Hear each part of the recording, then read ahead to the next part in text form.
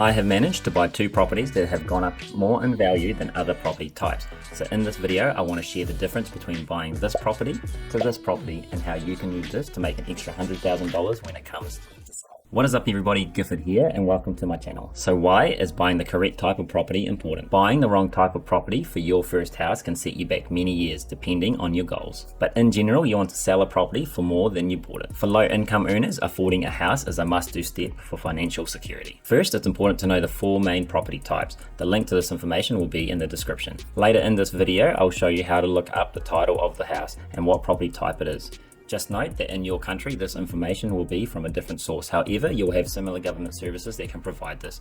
My example will be in New Zealand and in Christchurch where I live. The one property type that goes up in value the most in New Zealand is the freehold or fee simple. This is typically just one house or a dwelling on a section of land. Obviously, the more land, the more value it will be worth. It's very important to know the difference as when it goes to sell, you'll get more money for the property. Unfortunately, it also means these properties are higher in price by about 20% when buying. However, the value is far greater. Like the saying goes, buying the worst house on the best street, the value is in the land and area. It's all to do with restrictions on what you can and can't do with your house and land as deemed by law of your council. One of the worst mistakes is paying too much for the house and to find out that you don't own the land and that's why it was cheap to buy, or you overpaid thinking it was freehold.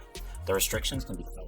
Other people on the Crossleas have a say in what you do to your own house. Don't get me wrong, buying a house is still better than renting in the long term, but buying something like leasehold land is a good way to throw money away. Now the second type of property is leasehold. Leasehold is when someone else owns the land. Just don't even buy this. You'll own the house on the land, but at some stage you could be asked to move when the lease expires. These are typically the cheapest options, however, is pointless as the value is in owning the land. That's why the owner has structured the property type like this. The third is very common and is the unit title ownership. This is when units are connected together side by side and you own your part of the building and the land is shared. These are also cheaper, however, again, because you don't own the land, the value is much lower when it comes time to sell. The fourth type is cross-lease. This one is confusing as the house and land can look like freehold, however on the title it will state that the land is shared across 2 houses on a section of land. Again, while rare, this means people have a say in what you do to your house if there are disagreements with the neighbours, as you don't legally own all the land your house sits on. Be careful because these houses can sell for the same price of freehold houses. So now you know why it's important, let's have a look at how you can tell when buying a house.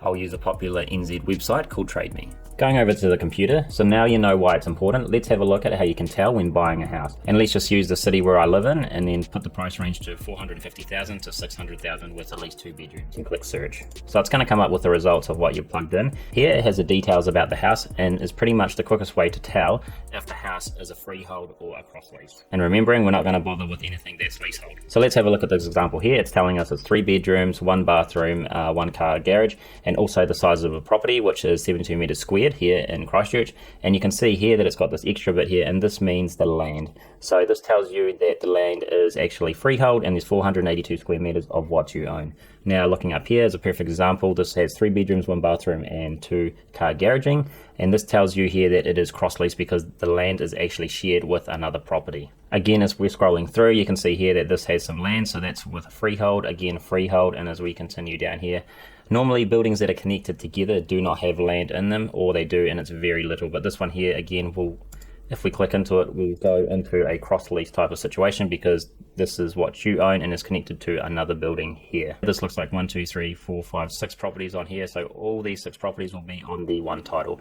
Therefore, that this property will not fetch as much as if it was freehold with land, because remembering, you're paying for the land. But the downside of this is you won't get a nicer property like this one here. It looks fairly new and everything looks like it's done and there's nothing for you to do, but then you don't get the land here because it's connected to other ones. So it depends on the value of the house, whether you want it appreciating later in the future for the land instead.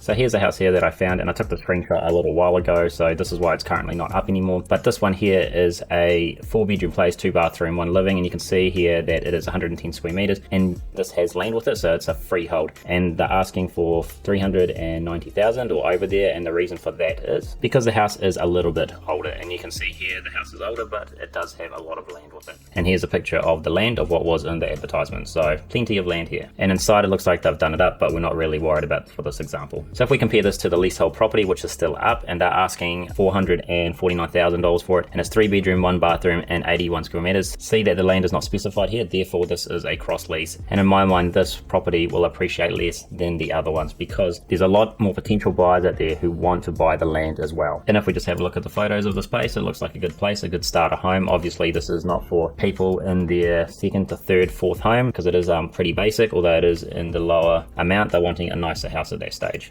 But this here is a pretty good first home buyers. If I was in the market, I'd be looking for something like this just to get me in the door because houses are pretty expensive. And if I bring up a map of that property, it's here. So the property is right here where I've circled it, and you can see they share it with this one here. So if we look up the title, which I'll show you soon, you'll see that it is a cross lease between these two, and that's why it's less desirable and in my opinion will go up less in value compared to the other house, which is older, but you get the land with it. So how do we double check what the title is? And I'm all about free resources. If you look up in your local government, in my case this is the Christchurch, so therefore it's the Christchurch City Council, there'll be some sort of service or something that they will give you for free to be able to look up the properties. And here is, you can find this, I will put a description down if you are in New Zealand to try it out for yourself. But all you've got to do is just type in the address of the property, and then you can look up some information about the title of it.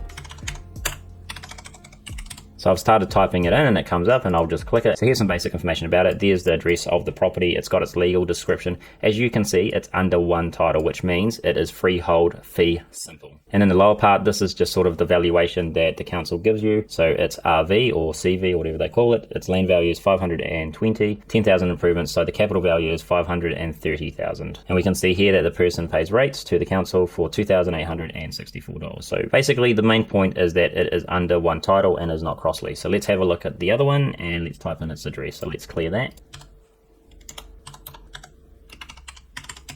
Now it's come up, so we will click it. Which one is it? We'll try to go for 50A Ruds. There we go. So we can see straight away there's the address, and we can see that there is two descriptions in there, or two properties listed in this title that says flat 2 with that description on that lot, and then having a half in that one there as well. So they share it together, and see the properties, that is now 0 because it is a cross lease. So therefore this is less desirable, and they've got it broken down as the land is 220, capital improvements, which is the house, which is 200,000, and comes out to be 420,000. So it's a little bit less than this. But basically this shows you straight away that owning the land is more important and more value than something that is the two houses across there. So theoretically, if everything was to rise in proportions with each other, the other house is actually going to rise more in value because of that land. And just having a look at the historical valuations that this property has been listed, we've gone over to homes.co.nz. I've just typed in the properties again just to see what it is. This here is quite powerful because it will tell you when it was actually previously sold and for what price. You can see here that that house in 151 was built in 1950, so that's why it looks quite old, and then they ended up buying it in 2007 for $185,000. So about less than 20 years ago, that this house here was, you could buy it for $185,000. If we scroll forward, it has now got a retail value of $530, and remember they were wanting $399,000 for it. That's because it was an old property, right?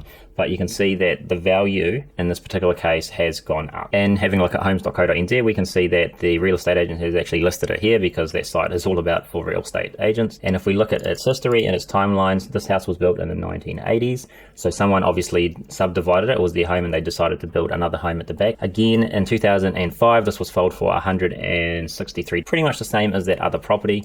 And we can see here that if we scroll forward, that the price is only $420,000. It hasn't appreciated as much. Now, there's many examples like this, and some cross-lease places do actually sell more, but that's really because of the area and it's a more desirable area. But just in general terms, areas that are sort of typical, you want to buy the one with the land because they will appreciate more in time. Here are some examples of houses going up in value that is classified as freehold fee simple. Don't ask me why they call it like that. It's such a weird name, by the way. I'm also confused by that myself. Also, here is a way to find out how much you sold it for previously. And lastly, if you're wondering how your house prices are calculated, it's all about supply and demand. The true value of a home is really about the materials and labor to build that home. However, in my opinion, house prices now are too expensive because the demand to own a house in New Zealand is endless. Therefore, prices will continue to go up. The banks do have another way to value your home using a system called CoreLogic. Basically, to me, it's just comparing everyone's houses as they all rise up in price together along with inflation. Well, that is enough for me today. Thank you so much for watching. Before you go, please hit that like button on the video as it helps me out for this video to reach out to new people who would like this information, and feel free to subscribe for future videos I make. If you want to hear more from me, you can follow me over at Instagram, where I share my stock investing portfolio totaling $90,000 and general market news. The trading platform I use is Interactive Brokers, Hatch Invest, Stake, and Sharesies for individual companies, and I use Investnow for index funds.